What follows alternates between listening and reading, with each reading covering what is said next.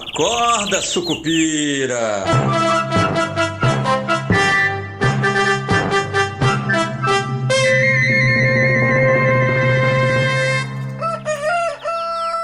Bom dia, pessoal, sejam todos muito bem-vindos, sejam todas muito bem-vindas. Esse é o nosso Acorda Sucupira. Eu sou o Rodrigo Oliveira e hoje é sexta-feira 13, que começou com cara de sexta-feira 13, né? Depois, tanto aqui quanto no exterior, né? Vamos lembrar, só rapidinho aqui, a gente vai passar com mais detalhes em cada um desses itens, né? Desses dois itens, que são os itens que vão mexer com o mercado mais sensivelmente hoje, que é a crise do governo com o Congresso Nacional para levar à frente a história da MP, o IOF, e também o ataque de Israel contra instalações ali de energia atômica do Irã, né? E tudo isso mexendo e vai mexer muito com os mercados no dia de hoje, né?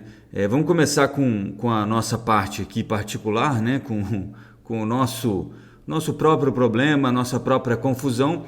Ontem vocês vão lembrar que o Hugo Motta, no comecinho do dia, cedo ainda, falou sobre pautar aquela história de você colocar o PDL, que é o projeto de decreto legislativo que derruba o decreto presidencial aí do IOF, em votação para o regime de urgência já na semana que vem, né? E por quê, né? E aí, rapaz, esse desembarque é extremamente complicado aí pro governo, porque aparentemente não era esse o combinado, né? Embora o combinado, né? Vai saber qual foi o combinado, né? Ninguém entendeu muito bem qual foi o combinado também. Mas disse o Hugo Motta numa publicação no X ontem pela manhã o seguinte, ó, abre aspas, eu informo que o Colégio de Líderes se reuniu hoje, né? Ontem, isso foi 11h50, estava vendo aqui o horário, e decidiu pautar a urgência do PDL que susta os efeitos do novo decreto do governo que trata do aumento do IOF. É claro que o Colégio de Líderes vai votar isso, não se mancou nessa hora aí, o pessoal não tinha se alertado que se você derrubar o decreto novo, né, que já reduz algumas coisas do IOF, você fica com o decreto antigo, né, que é o primeiro, que é pior ainda. Então já estão trabalhando aí no Congresso para derrubar os dois decretos ao mesmo tempo, né? Então, assim, vai pautar a urgência, né? Depois que pauta a urgência, aí sim, isso aí pode andar com velocidade alta, né? E é uma forma de colocar uma espada em cima da cabeça do governo, para o governo se mancar. O que o Congresso quer, né? E a gente vem falando isso há muito tempo já, não aqui especificamente no Esquina, mas há muito tempo, quem me acompanha há mais tempo já me ouviu falar isso, essa ideia do Lula de que nada mudou, né, que eu costumo chamar de complexo de Felipe Scolari, né, que é aquela coisa da seleção brasileira, ganhei uma Copa, agora é só repetir o que eu fiz na Copa passada, né, quando eu ganhei, que agora vai dar bom e no fim você acaba com 7-1 na cabeça, né? As coisas mudaram e o Lula continua utilizando as mesmas ferramentas de antigamente, que é a liberação de emenda e etc e tal. Não, o Congresso ele tem mais protagonismo agora, ele tem um pouco mais de independência do governo. Claro que ainda depende da liberação de emendas e tudo mais, o parlamentar olha muito para isso, mas ele tem outras formas de pressão hoje, né? Então, e um governo com popularidade que não consegue sair de níveis historicamente baixos, fica cada vez mais fragilizados, né? Então, a ideia do presidente Lula de que ele poderia repetir as estratégias dos dois primeiros mandatos e as coisas iriam bem, não estão se refletindo na realidade, né? Então, o Congresso deve votar a urgência e, em passando a urgência, já é um indicativo de que o decreto cai, né? Porque acaba mostrando já quem está em que lado, e aí não tem tempo para emenda, nada disso.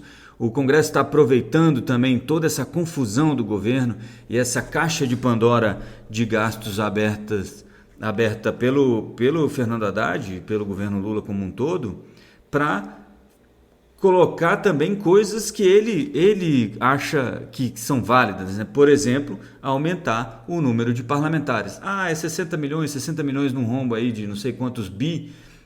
Não faz tanta diferença matemática, mas já é um indício daquela política do farinha pouca, meu pirão primeiro, né?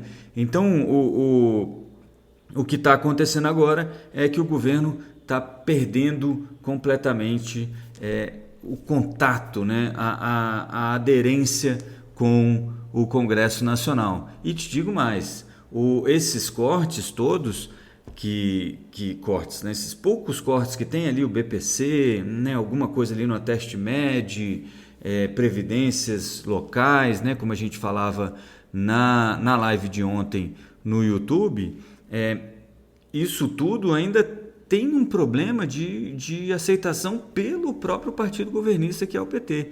Então, assim, essas coisas estão andando e cada vez ficando piores para o governo, né? Quando você pensa que não é só a gente não está falando só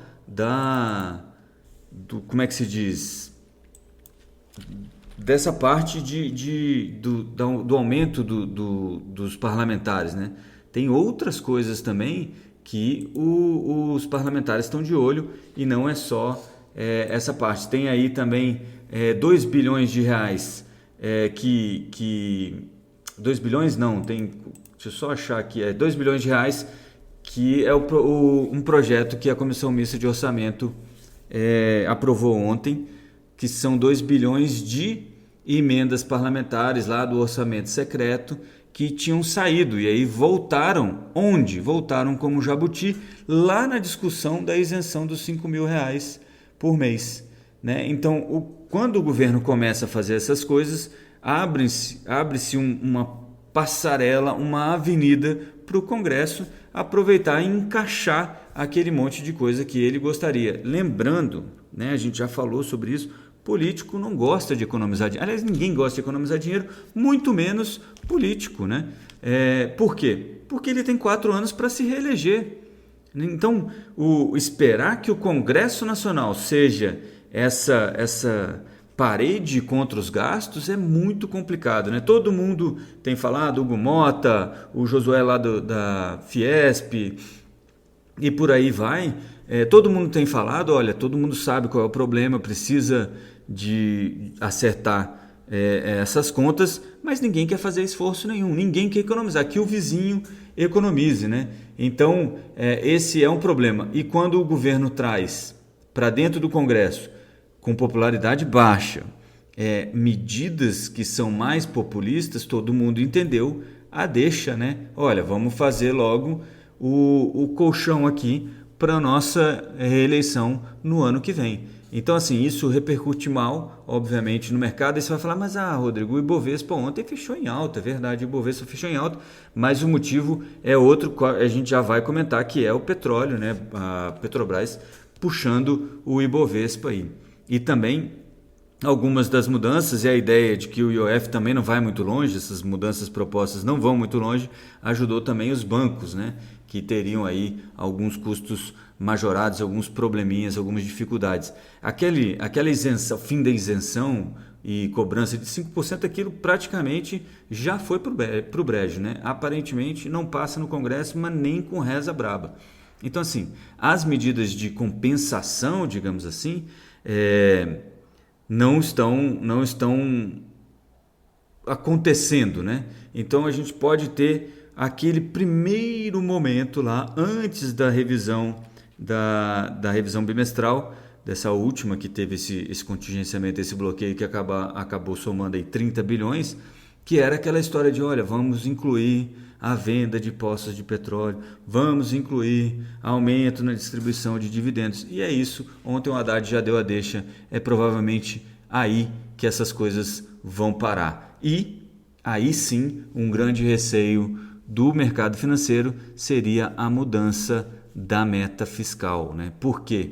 Porque quando você muda a meta fiscal, aquela credibilidade que já era pífia vira nada, né? E aquela coisa, né? 99% de chance para 100% de chance não é a mesma coisa de que 98 para 99, né? Embora cada um aí tenha um ponto percentual de distância, né?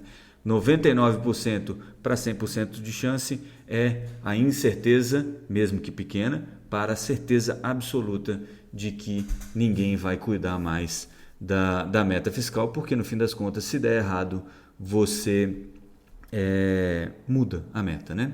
Como diria a nossa querida e filosófica Dilma Rousseff.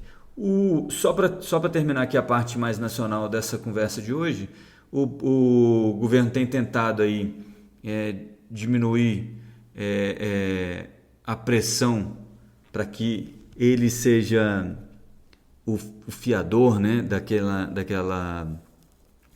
daquela restituição do dinheiro do INSS. Está difícil, o STF tem recebido aí um monte de pedidos para que o governo pague esse problema da fraude no INSS. O que acontece é que a ideia primária é você, então, deixar penhorar os bens, né, dessas associações, desses sindicatos, e depois, com esse dinheiro, você paga as pessoas. O problema é que esse timing é meio complexo. Então, pode ser que o governo assuma aí essa dívida, olha aí, mais uma dívida, para depois tentar vender esses bens aí dessas associações para tentar cobrir esse buraco. E aí, amigo, é notícia ruim em cima de notícia ruim, né? O que estava ruim sempre pode piorar mais um pouquinho. Do lado positivo, e aí falando aqui de juros, rapidamente, ontem a pesquisa mensal do comércio, que trata das vendas do varejo, mostrou que no varejo ampliado, né, que considera também bens duráveis, né, a gente tinha falado do varejo restrito, que é só bens não duráveis e semiduráveis, o que considera também bens duráveis, como veículos, etc., recuou aí 1,9% em abril, que é acima, né, do esperado pelo mercado, que seria um recuo de 1,4%. Mesmo assim, a expectativa para a Selic continua ali nas opções do Copom, mais ou menos onde parou no dia anterior, com mais meio a meio, assim, né, com manutenção e aumento de 0,25%, praticamente com 49%, 50% para um e para outro, né? Na verdade, assim, o aumento subiu para 62% e a manutenção caiu para 36%, mas isso era um movimento que já tinha acontecido, voltou para um patamar anterior, mas a gente ainda tem hoje a produção, o volume de serviços, né, prestados em abril, que devem, então, apontar aí um crescimento de 0,2% e podem reforçar essa ideia de que você precisa de um ajuste de 0,25 ponto percentual. Eu não quero me estender muito sobre esse assunto, mas assim, vou dar uma opinião simples aqui, né? Se for só por 0,25 ponto percentual, o Banco Central não vai fazer. Não vai acabar em 15, porque você, nesse momento agora de extrema incerteza e já um nível de contração dos juros bastante razoável, né, bastante restritivo, você aumentaria mais 0,25 ponto percentual e encerraria, né? Vai contra tudo que eu já vi o Galípolo falar, mas vamos ver, talvez seja uma decisão dividida, né? O Galípolo, se vocês lembrarem, o próprio Galípolo já falou sobre isso, Roberto Campos Neto falou sobre isso, todo mundo que já passou pelo Banco Central fala disso, que é quando você vai mudar o sentido, né, da taxa de juros, sempre é uma decisão um pouco mais complicada e a unanimidade é mais difícil de ser encontrada nesses casos. Então, é muito possível que a gente veja uma visão, uma decisão mais dividida entre quem está e quem não está no Copom neste momento, né? Eu ficaria de olho aí no voto do próprio Gabriel Galípolo, que deve ir com a maioria, né, para evitar ruído, e do Diogo Guilhem, que é ainda considerado um dos mais hawkish dos diretores do Banco Central e é da época do Roberto Campos Neto, né, um dos poucos remanescentes ali da época do Roberto Campos Neto. Então, eu acho que essa disputa aqui de entendimento pode demonstrar um pouco mais do que esperar para o Copom já e aí para o próximo, né, se realmente encerra ou não. Caso esse aqui tenha um aumento da Selic aí em 0,25%.